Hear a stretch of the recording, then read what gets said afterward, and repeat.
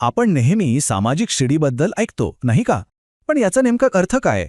खरंच कुणीतरी खालच्या पायरीवरून थेट वरच्या टोकापर्यंत पोचू शकतं का? चला, आज या मोठ्या प्रश्नाचं उत्तर शोधूया. तर समाजाच्या या वेगवेगळ्या स्तरांमधून होणारी जी हालचाल आहे ना, त्यालाच समाजशास्त्रज्ञ एक खास नाव देतात, सामाजिक गतिशीलता. आणि याच गोष्टीचा ते अगदी खोलवर जाऊन अभ्यास करतात. मग प्रश्न हा आहे की समाजात आपलं स्थान जन्मानेच ठरलेलं असतं की ही शिडी चढण्याची संधी खरोखरच अस्तित्वात आहे? चला, या विश्लेषणात आपण याच मोठ्या प्रश्नाचं उत्तर शोधण्याचा प्रयत्न करूया. तर आज आपण काय काय बघणार आहोत? सुरुवात करूया सामाजिक शिडी या संकल्पनेपासून. मग सामाजिक गतिशीलतेची व्याख्या काय आहे ते समजून घेऊ. त्यानंतर क्षैतिज आणि उभ्या गतिशीलतेमधला नेमका फरक काय आहे ते पाहू आणि उभ्या गतिशीलतेचे वेगवेगळे प्रकार जाणून घेऊ. मग आपण काही ब्रिटिश अभ्यासांमधले पुरावे तपासू आणि शेवटी गुणवत्ताशाही हे एक मिथक आहे की वास्तव यावरही चर्चा करू.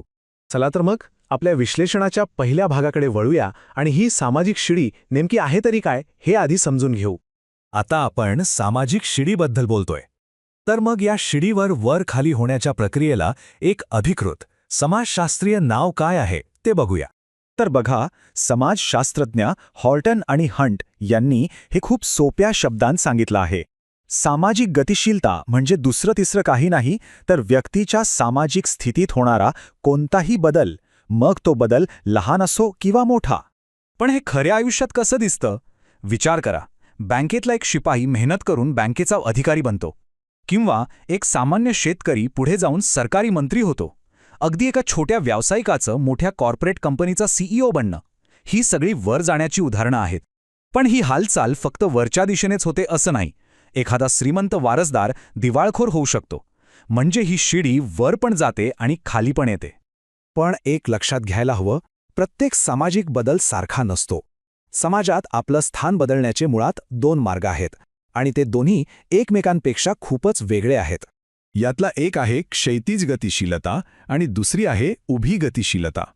एक म्हणजे आहे त्याच पातळीवर बाजूला सरकणं आणि दुसरं म्हणजे शिडीवर खऱ्या अर्थाने वर किंवा खाली जाणं. चला तर मग या दोन महत्त्वाच्या संकल्पनांमधला फरक समजून घेऊया.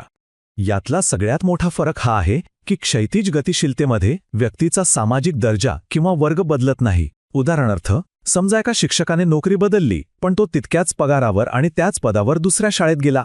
याउलट उभ्या गतिशीलतेमध्ये सामाजिक वर्गातच मोठा बदल होतो. जसं की कारखान्यातला एक कामगार प्रमोशन मिळवून मॅनेजर बनतो. साहजिकच याचा त्याच्या जीवनशैलीवर आणि सामाजिक संबंधांवर खूप खोलवर परिणाम होतो. चला, आता आपण गतिशीलतेच्या त्या प्रकारावर अधिक लक्ष देऊया जिथे सामाजिक शिडीवरचा प्रवास खऱ्या अर्थाने होतो, म्हणजे चढ उतार. ही आकृती बघा, यातून उभ्या गतिशीलतेचे वेगवेगळे पैलू दिसतात. म्हणजे ही गोष्ट फक्त वर किंवा खाली जाण्यापुरती मर्यादित नाहीये, याचे अनेक प्रकार आहेत. चला ते एक एक करून समजून घेऊया. यातले दोन सर्वात सोपे आणि सरळ प्रकार म्हणजे ऊर्ध्वगामी गतिशीलता म्हणजेच सामाजिक उन्नती आणि अधोगामी गतिशीलता म्हणजेच सामाजिक अधोगती. ऊर्ध्वगामी म्हणजे वरच्या दिशेने प्रवास, जसं की एखाद्या गवंड्याच्या मुलाने खूप शिक्षण घेतलं आणि तो विद्यापीठात प्राध्यापक झाला. आणि अधोगामी म्हणजे खालच्या दिशेने येणं. समजा एखाद्या मोठ्या व्यापारिकाला धंद्यात मोठं नुकसान झालं आणि त्याची परिस्थिती खालावली. आणि हे व्यंगचित्र किती प्रभावीपणे दाखवते बघा की कसं संपत्ती आणि गरिबी पिढ्यानपिढ्या पुढे जात राहते. यालाच म्हणतात आंतरपिढी गतिशीलता. यात मुलांची सामाजिक स्थिती त्यांच्या आईवडिलांच्या स्थितीशी किती जुळते किंवा बदलते हे पाहिलं जातं. आणि ही तर एक खूपच इंटरेस्टिंग संकल्पना आहे, संरचनात्मक गतिशीलता. इथे गंमत अशी आहे की व्यक्ती प्रयत्न करत नाही तर शिडीच बदलते.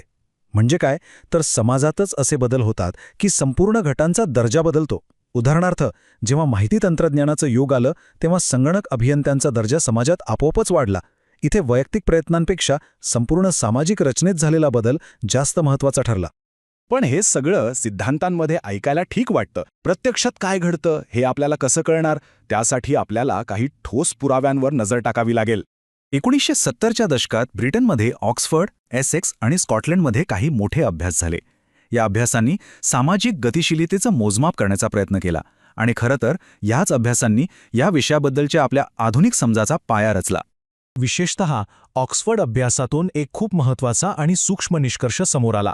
तो म्हणजे निरपेक्ष गतिशीलता तर खूप जास्त होती, पण सापेक्ष गतिशीलतेच्या संधींमध्ये फारसा बदल झाला नव्हता. आता निरपेक्ष आणि सापेक्ष या शब्दांमुळे गोंधळ होऊ शकतो. तर या दोन संज्ञा नक्की काय आहेत ते आधी स्पष्टपणे समजून घेऊया. निरपेक्ष गतिशीलता म्हणजे एकूण जीवनमान सुधारलं आहे की नाही, तर सापेक्ष गतिशीलता म्हणजे इतरांच्या तुलनेत सामाजिक रचनेत आपलं स्थान बदललं आहे की नाही. चला हे आणखी सोपं करूया. निरपेक्ष गतिशीलता म्हणजे काय?